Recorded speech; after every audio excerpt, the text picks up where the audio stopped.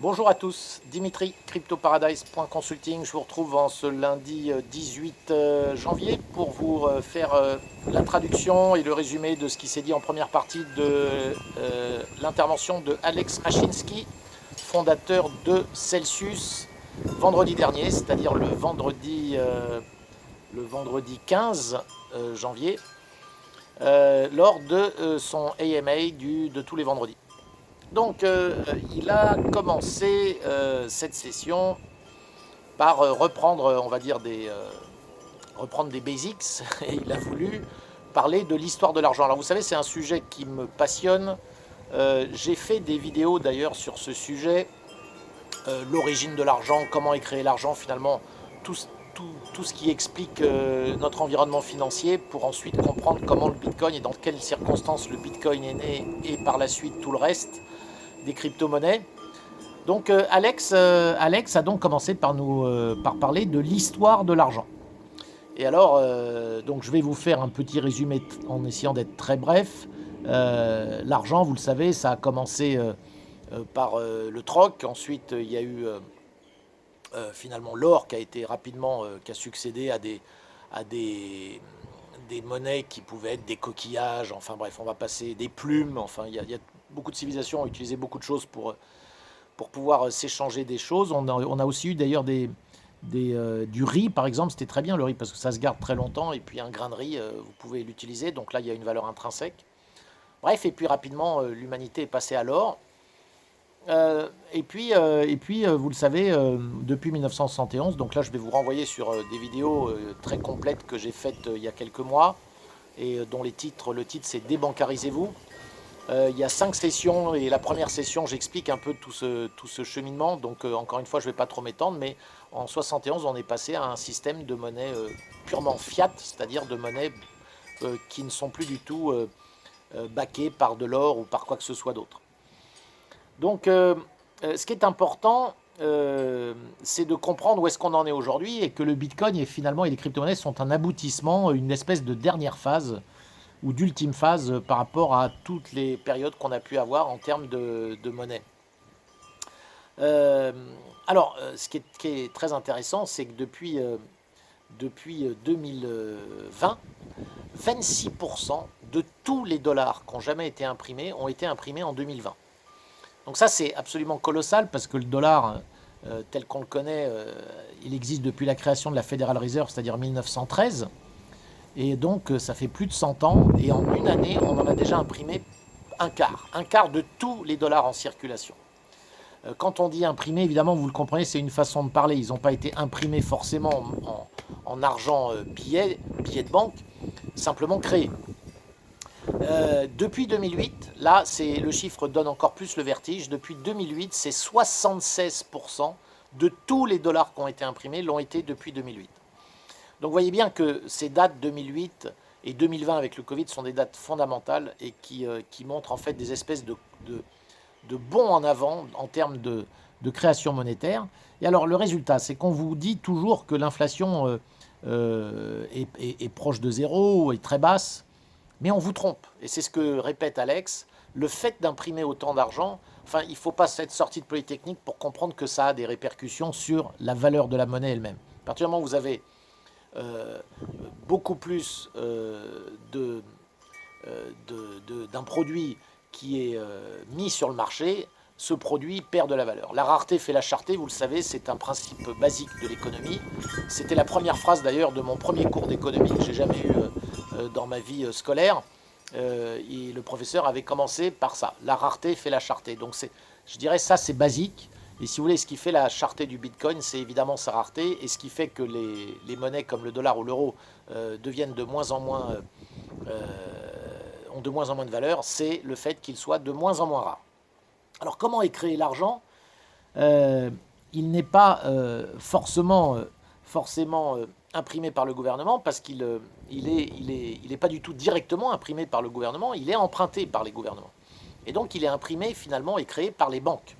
Alors de deux choses l'une, vous le savez, soit vous faites un emprunt dans une banque, et là encore je vous renverrai à ma vidéo dont je vous mettrai le lien en dessous, faites un emprunt dans une banque et puis dès lors l'argent il est créée ex nihilo, c'est-à-dire que la banque, à partir du moment où vous lui signez votre promesse de rembourser et qu'elle vous prend une hypothèque ou quelque chose comme ça, elle vous crée la somme que vous empruntez. Ex nihilo, c'est-à-dire à partir de rien.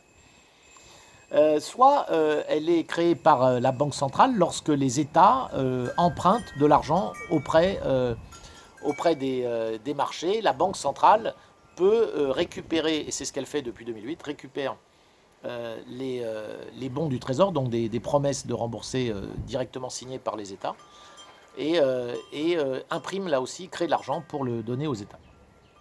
Donc il rappelle, Alex, que la Federal Reserve, elle n'est ni fédérale et elle n'est pas non plus une réserve. Donc ça, c'est assez extraordinaire.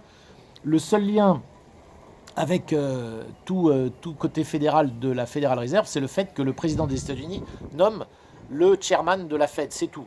La Federal Reserve, elle a des actionnaires, les actionnaires sont des banquiers. JP Morgan, par exemple, a 16 ou 17% ou 13% de la Fed et reçoit chaque année des dividendes de la Fed.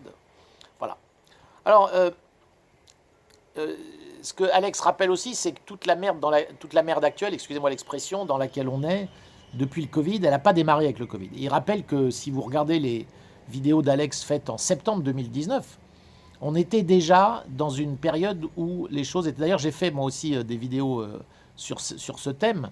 En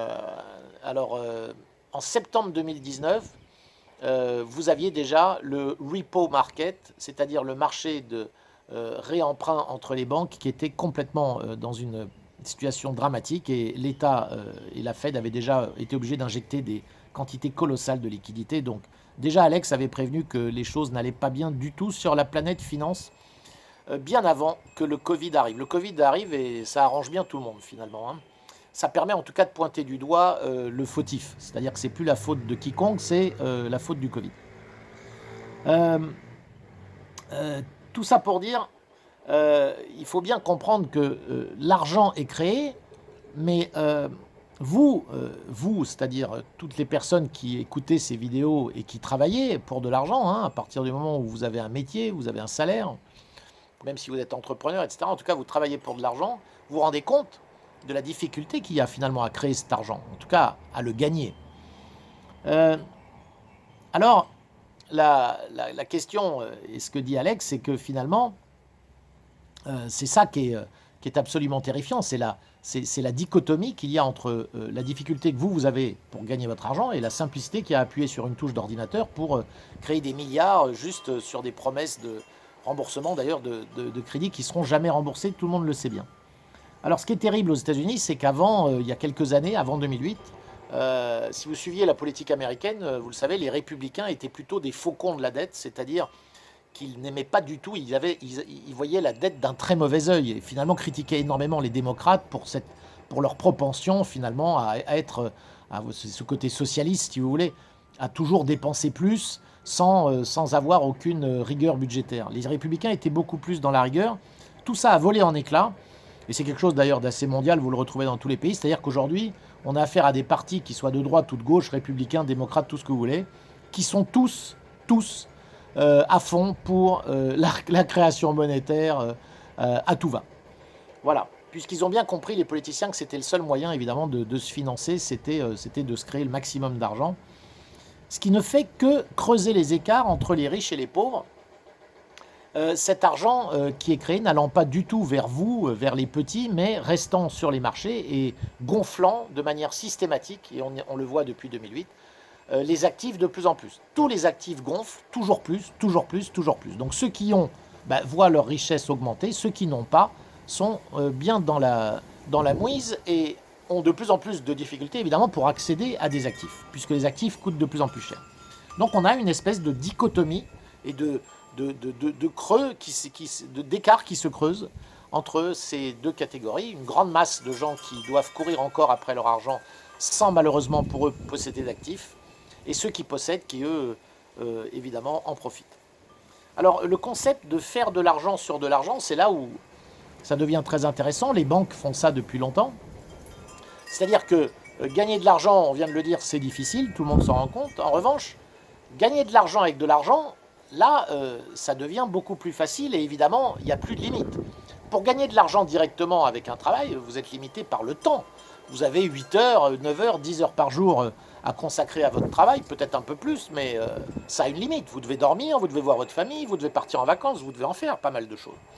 Or, donc, vous avez un temps limité pour gagner de l'argent. En revanche, gagner de l'argent sur de l'argent, là, c'est illimité. Il n'y a plus de limite, c'est infini. C'est ce concept-là. Il faut savoir que, par exemple, JP Morgan fait 16 ou 17% de retour sur investissement sur des trillions de dollars. Et vous le savez bien, les banquiers, c'est leur métier, c'est de faire des retours sur investissement. Alors, on en vient bien sûr à quoi? À Celsius. Donc chez Celsius, quel est l'objectif? L'objectif, c'est de créer un système qui puisse permettre de faire de l'argent sur de l'argent en ayant et en prenant le moins de risques possible. Aujourd'hui, vous posez la question, qui fait le maximum d'argent? Normalement, on devrait trouver ceux qui font de la location d'actifs, ceux qui savent allouer l'argent aux bons actifs. Et finalement, lorsqu'on regarde ça, on va se retrouver face à Warren Buffett, qui, avec son fonds Berkshire Hathaway, a fait, depuis 60 ans, a fait les meilleures performances et a même battu depuis sa ville d'Omaha, qui est quand même paumée dans l'Ohio, a battu les meilleurs loups de Wall Street. Donc la question qui peut se poser, c'est comment il a fait. Eh bien, c'est toujours la même chose, c'est l'idée d'aller chercher des actifs les moins risqués possibles et sur lesquels il y a le plus de création de valeur possible. Alors, chez Celsius, on passe notre temps à faire exactement ça. C'est-à-dire réduire au maximum les risques pris, mais s'assurer que la façon dont on alloue les actifs qui nous sont confiés par les déposants génère le maximum de revenus, desquels nous allons reverser 80% de tout ce que nous gagnons aux déposants. Voilà ce qu'est Celsius.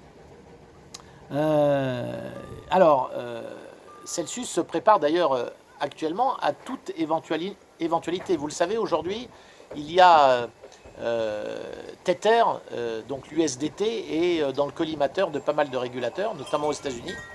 Et ça, c'est quelque chose qui pourrait devenir inquiétant, puisque maintenant, il y a des allégations comme quoi, donc il y a beaucoup moins de Tether en circulation.